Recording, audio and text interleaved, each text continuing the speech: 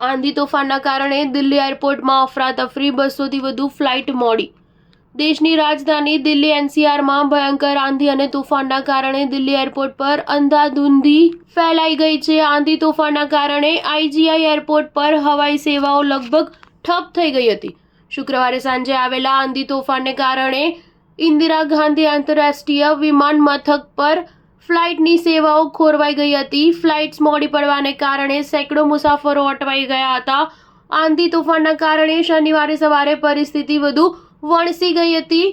Airport પર અફરાતફરીનો માહોલ સર્જાયો હતો, જેનો એક વિડીયો પણ વાયરલ થયો છે. તેમાં જોઈ શકાય છે કે એરપોર્ટ મુસાફરોથી ખીચોખીચ ભરાઈ ગયું છે. હકીકતમાં શુક્રવારે સાંજે દિલ્હી એનસીઆર વિસ્તારોમાં આવેલા ભયંકર વાવાઝોડાને કારણે ઇન્દિરા ગાંધી આંતરરાષ્ટ્રીય એરપોર્ટ પર હવાઈ સેવાઓ લગભગ ઠપ થઈ ગઈ હતી. તેમ કહીએ તો પણ ખોટું નથી.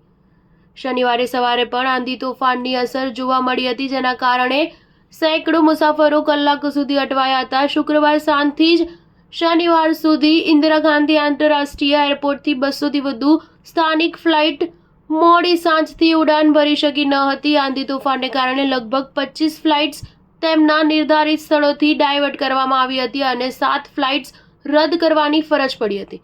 એરલાઇન્સની આ બેદરકારી બાદ સોશિયલ મીડિયા પર ફરિયાદોનો મારો થઈ રહ્યો હતો.